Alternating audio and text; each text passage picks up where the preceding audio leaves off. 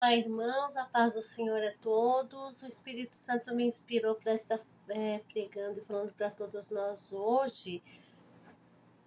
É a palavra que está lá em Salmos 127, capítulo 3, versículo 4. Na verdade, eu vou estar contando um testemunho, né? Porque esse salmo, ele reflete assim, o poder que nós pais, né? Nós temos sobre os nossos filhos. Então, vamos lá. Eis que os filhos são a herança do Senhor, e o fruto do ventre o seu galardão. Como flechas na mão de um homem valente, assim são os filhos da mocidade.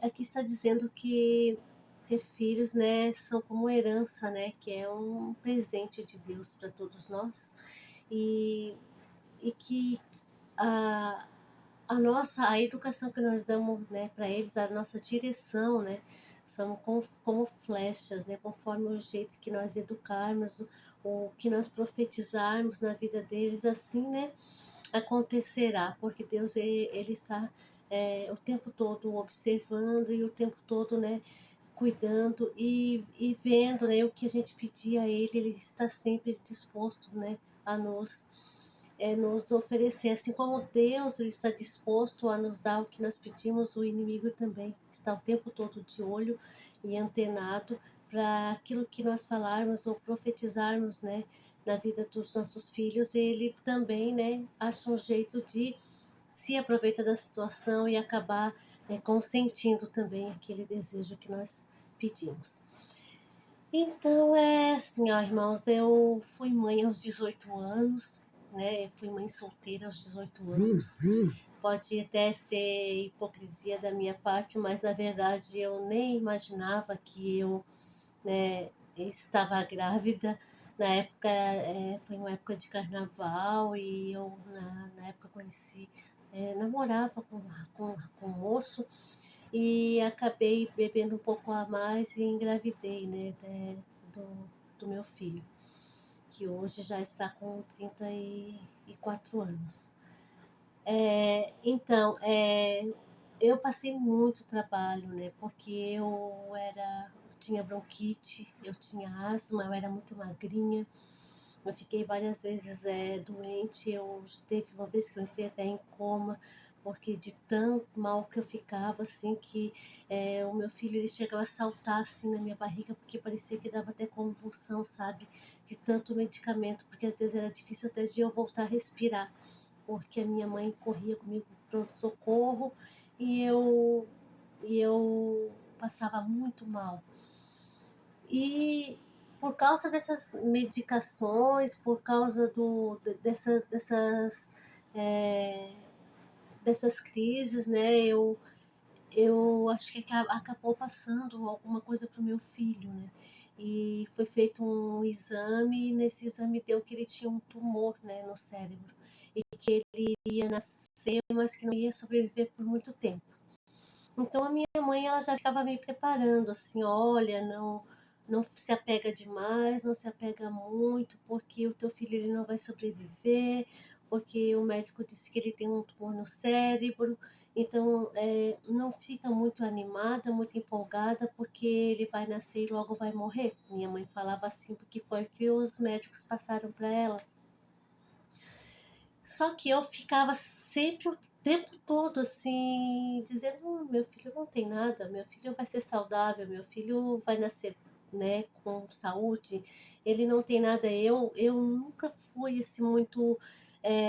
Na verdade, eu não tinha a experiência com o Espírito Santo, eu não lia a Bíblia, mas eu sempre que eu ficava em apuros, eu corria, né, para a palavra do Senhor, eu corria pedir socorro a Deus, né?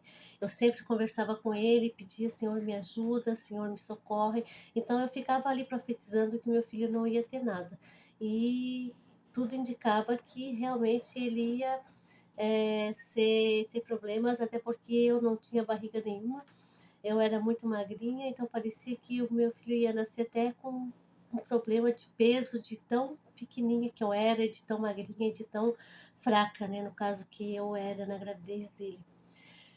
E, enfim, chegou, né, a hora do parto, né, eu ganhei meu filho e nisso passou um pouco do horário de nascer, eu acabei tendo parto normal e o meu filho nasceu com uma cabeçona comprida, assim, e a minha mãe, e tremendo, porque ele estava, né, logo depois que estava no quarto, ele estava com frio e a gente não sabia, e a minha mãe pegou e falou, ó, tá vendo a cabeça dele, tá vendo, tá tremendo, logo vai morrer, tu não devia se apegar tanto, a doutora falou que não era para se apegar, e eu dizia, não, meu filho não vai ter nada, meu filho não tem nada. Nisso a cabeça dele estava daquele jeito por causa que passou mesmo do horário de nascer.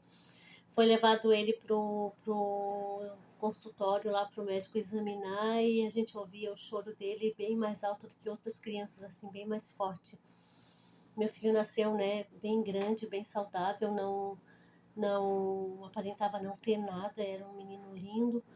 E quando ele nasceu, eu levantei ele pro alto e falei, ó, ele vai se chamar Carlos porque ele vai ser um homem muito inteligente, porque o meu padrasto, né, se chamava Carlos e ele já morreu, mas era um homem muito inteligente. E ele vai chamar Gabriel, porque ele vai ser um grande homem, né, forte, corajoso, um grande homem, por causa do anjo, né, Gabriel, que eu já sabia alguma coisa assim sobre ele. E olha, o meu filho, né, é um grande homem, ele realmente não morreu. Há um tempo atrás ele fez um exame, ele tem sim uma coisinha no cérebro, mas que não afeta em nada na vida dele, é um tumor benigno e não não morreu, como os médicos falaram, foi feito vários exames, né, quando ele é a minha mãe, né, foi comigo para qualquer lugar fazer exames, e meu filho era super saudável, e hoje em dia é um grande homem, né, ele é formado em publicidade e propaganda, ele trabalha em 2 empregos, ele é chefe de um, presidente e supervisor de outro, na verdade eu não sei direito quais os cargos dele, mas eu sei que ele é muito importante, o meu filho, ele casou com uma esposa, uma pessoa maravilhosa, que se chama Carla também, o nome dela. Ele é um exemplo de filho, ele é um homem forte, trabalhador, bonito, honesto, competente. Não é porque é meu filho, mas ele, todas as pessoas que conhecem sabem, né? A pessoa maravilhosa que ele é, tanto que ele trabalha já há muitos anos no mesmo emprego, desde novinho, né? Sempre trabalhando, sempre coloquei ele, né, trabalhar como menor aprendiz comigo nos lugares. Passamos muita dificuldade, eu e ele juntos, né, porque ele foi rejeitado, no caso, pelo pai e pelo padrasto também, passou muito trabalho. Era para ser, se fosse, dependesse, era para ser uma pessoa de mal com a vida, ou às vezes até um dependente químico, um drogado, porque ele passou muito trabalho junto comigo, nós dois a gente passou muito trabalho. Mas como Deus, né, tudo que faz é perfeito, as promessas de Deus, elas se cumprem sempre. O meu pedido a Ele, né, que a minha apresentação a Ele, que o meu filho seria um grande homem, e de fato ele é. Então é isso que eu tenho para falar a todos, né? O meu filho hoje em dia é uma pessoa muito bem sucedida, é um homem maravilhoso. Eu fui até passar o final de almoçar, né, no apartamento novo deles. Eu fiquei muito feliz porque a minha nora falou que ele leu a Bíblia toda, que ele estava indo para o trabalho e, né, e ouvindo, né, a Bíblia e cada vez se tornando uma pessoa melhor ainda, porque eu entreguei a vida dele a Deus assim que ele nasceu. Então é isso, irmãos, a gente tem o poder total, né, da palavra, né, sobre os nossos filhos, né, sobre a nossa vida e tudo que profetizarmos, o que falarmos, com certeza tem, né, alguma ação, alguma coisa acontece. Então é essa palavra de hoje, que Deus abençoe a nós todos, que o Senhor esteja com todos, né? Com todas as pessoas carentes, aqueles que precisam de atenção, que precisam de amor, as pessoas que são hospitalizadas, as pessoas que estão na rua precisando de alimento, aquelas pessoas, crianças abandonadas, em todos os lares, Senhor, vai até os locais onde aquelas pessoas que estão com depressão, que estão tristes, desanimadas, desamparadas, para que elas consigam enxergar que o Senhor é maravilhoso, que o Senhor tudo pode, que se nós crermos na sua palavra, no seu amor, nós teremos vida eterna, e tudo que é do mal vai passar, e tudo que é angústia, que é tristeza vai passar, porque quando o Senhor entra no nosso barco,